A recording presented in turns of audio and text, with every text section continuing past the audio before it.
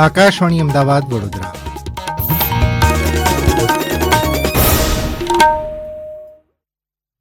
પ્રાદેશિક સમાચાર જયેશ વેગડા વાંચે છે.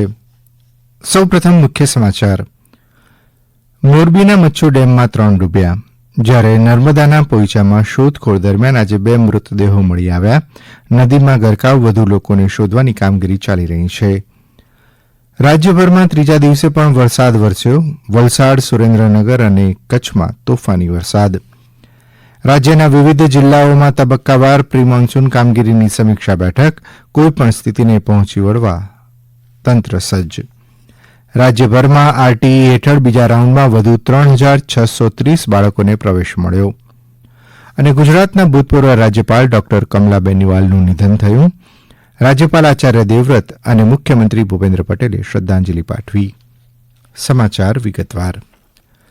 મોરબીના સાદુળકા પાસેના મચ્છુ 3 ડેમના નીચાણવાળા વિસ્તારમાં નદીમાં નાહવા ગયેલા એક યુવાન અને 2 સગીર સહિત 3 લોકો ડૂબી ગયા છે.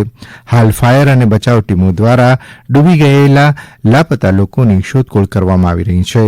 મોરબી જિલ્લાના અમારા પ્રતિનિધિ રવિ મોટવાની ફાયર વિભાગના અહેવાલને ટાંકીને જણાવે છે કે મચ્છુ 3 ડેમ પાસે નદીમાં આજુબાજુના વિસ્તારના 7 જેટલા યુવાનો અને સગીરો નાહવા પડ્યા હતા, જેમાંથી પ્રથમ એક યુવાન ડૂબ્યા બાદ તેને બચાવવા જતાં 2 સગીરો પણ ડૂબી ગયા હતા.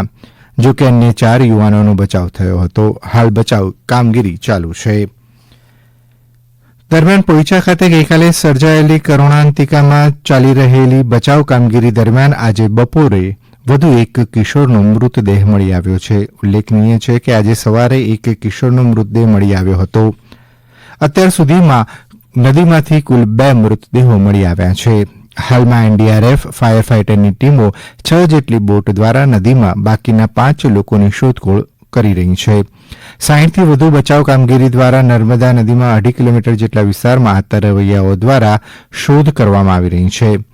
રાજપીપળા સ્થિત આપત્તિ વ્યવસ્થાપન નિયંત્રણ કક્ષ દ્વારા આપવામાં આવેલી માહિતી અનુસાર ગઈકાલે બપોરે પોઈચા ખાતે આવેલા શ્રદ્ધાળુ પરિવારના 17 સભ્યો પોઈચા નીલકંઠ ધામ પાસેથી પસાર થતી નર્મદા નદીમાં નાહવા પડ્યા હતા, ત્યારે 8 વ્યક્તિઓ નર્મદા નદીના વહેણમાં ગરકાવ થઈ ગઈ હતી.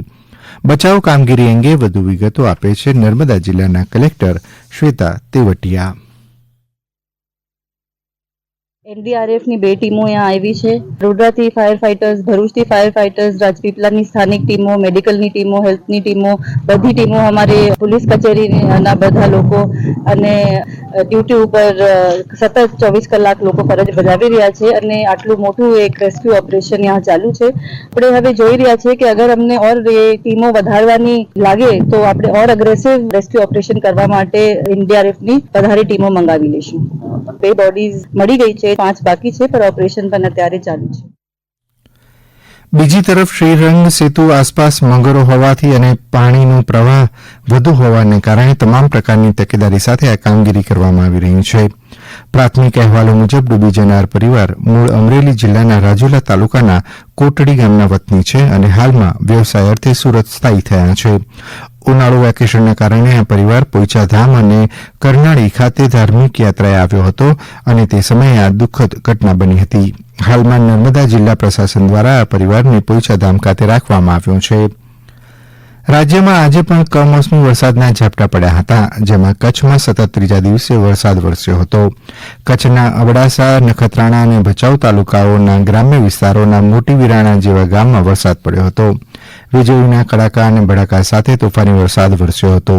જ્યારે નખત્રાણા ભુજ હાઈવે પર નખત્રાણા બસ સ્ટેશન પાસે વોકળામાં પાણી ભરાઈ ગયા હતા, જેને કારણે માર્ગની બંને તરફ વાહનો અટવાયા હતા. સુરેન્દ્રનગરમાં પણ વરસાદે ઠંડક પ્રસરાવી હતી. સુરેન્દ્રનગર શહેરમાં ગાજવીજ સાથે વરસાદ વરસ્યો હતો. સતત ચોથા દિવસે ડાંગ જિલ્લાના મુખ્ય મથક આહવા સહિત અનેક વિસ્તારમાં ગાજવીજ સાથે વરસાદ પડ્યો હતો. ડાંગના પૂર્વ પટ્ટી સહિત જિલ્લાના આહવા, ચીકટીયા, સુકમાળ ગિરિમથક, સાપુતારા, સામગહાન, ગલકુંડ, ચીખલી, બોરખલ અને પૂર્વ પટ્ટી તેમજ મહારાષ્ટ્રના સરહદીય પંથકોમાં વીજળીના કડાકા ભડાકા સાથે કમોસમી વરસાદ પડ્યો હતો. વરસાદને કારણે ડાંગી ખેડૂતોને નુકસાન વેઠવાનો વારો આવ્યો છે. વરસાદને કારણે ગિરિમથક સાપુતારા સહિતના જોવાલાયક સ્થળોનું વાતાવરણ આહલાદક બની જવા પામ્યું હતું. ગિરિમથક સાપુતારા ખાતે વરસાદી માહોલના પગલે વાતાવરણમાં શીતલહેર વ્યાપી જતા ફરવા આવેલ પ્રવાસીઓને મોજ પડી હતી. વલસાડમાં પણ મોડી સાંજે ભારે પવન સાથે વરસાદ વરસ્યો હતો. રાજકોટના કોટડા સાંગાણીમાં પણ ભારે વરસાદના અહેવાલ મળી રહ્યા છે, જેને કારણે અસહ્ય ગરમીમાંથી લોકોને રાહત મળી હતી. રાજ્યના વિવિધ જિલ્લાઓમાં તબક્કાવાર રીતે પ્રી મોન્સૂન કામગીરી અંગેની બેઠક યોજાઈ રહી છે, જે અંતર્ગત અરવલ્લી જિલ્લા કલેક્ટરની અધ્યક્ષતામાં પ્રી મોન્સૂન તૈયારીઓ માટે બેઠક યોજાઈ હતી. ચોમાસા દરમિયાન વાવાઝોડું અને ભારે વરસાદ અને પૂર જેવી કુદરતી આપત્તિનો સામનો કરવા, આગોતરી તૈયારી કરવા અને જોખમ ઘટાડવા માટેના આગોતરા આયોજનના ભાગરૂપે અરવલ્લી જિલ્લા વહીવટીતંત્ર દ્વારા પ્રી મોન્સૂન બેઠક યોજાઈ હતી. જિલ્લા કક્ષાનો કંટ્રોલ રૂમ પણ શરૂ કરી દેવામાં આવ્યો છે. જિલ્લાની તમામ નગરપાલિકાઓ દ્વારા તકેદારીના ભાગરૂપે બેનર્સ, હોર્ડિંગ્સ ઉતારવાની કામગીરી પણ હાથ ધરવામાં આવી છે. અંબાજીના સફેદ માર્બલને office of the controller general of patents, designs and trademark દ્વારા GI સર્ટિફિકેટ આપવામાં આવ્યું છે. આ સફેદ માર્બલ સૌથી જૂનો માર્બલ છે. આ સફેદ માર્બલની ખાસ વિશેષતા એ છે કે તે ભારતના અન્ય રાજ્યોમાં મળતા માર્બલ કરતાં વધારે સખત છે. મૂર્તિશિલ્પ અને વાસ્તુશિલ્પ માટે આ માર્બલ શ્રેષ્ઠ છે. આ ખાસ વિશેષતાના લીધે કુંભારિયા, દેલવાડા, રણકપુરના જૈન દેરાસરોનું નિર્માણ આ માર્બલથી કરવામાં આવ્યું છે. આ વિશે આકાશવાણી સાથે વધુ વાત કરતા સ્ટોન આર્ટિશન પાર્ક ટ્રેનિંગ ઇન્સ્ટિટ્યૂટના પ્રાદેશિક નિયામક ડોક્ટર નીતિન દત્તે જણાવ્યું હતું કે GI ટેગ મળવાથી સફેદ માર્બલને વધુ ખ્યાતિ મળશે અને આખા ભારતમાં તેનો ઉપયોગ વધશે. पोस्ट GI टैगिंग के कुछ प्रोटोकॉल्स होते हैं जिनको इम्प्लीमेंट किया जाता है और उसमें जो डायरेक्ट जो लाभार्थी होता है, इस केस में जो हमारी लीज होल्डर्स एसोसिएशन है, उनको गवर्नमेंट की तरफ से जितनी जो स्कीम्स हैं GI टैगिंग से रिलेटेड, उनका उन्हें बेनिफिट मिलेगा. मुख्यतः GI टैगिंग का एक बड़ा रोल ये भी होता है कि जो चीज जहाँ पे बनाई जा रही है उसका डायरेक्ट और सीधा सीधा लाभ उन्हीं लोगों को मिलना चाहिए जो उससे सीधे सीधे जुड़े हुए हैं. આ સમાચાર આપ આકાશવાણીના અમદાવાદ વડોદરા કેન્દ્ર પરથી સાંભળી રહ્યા છો.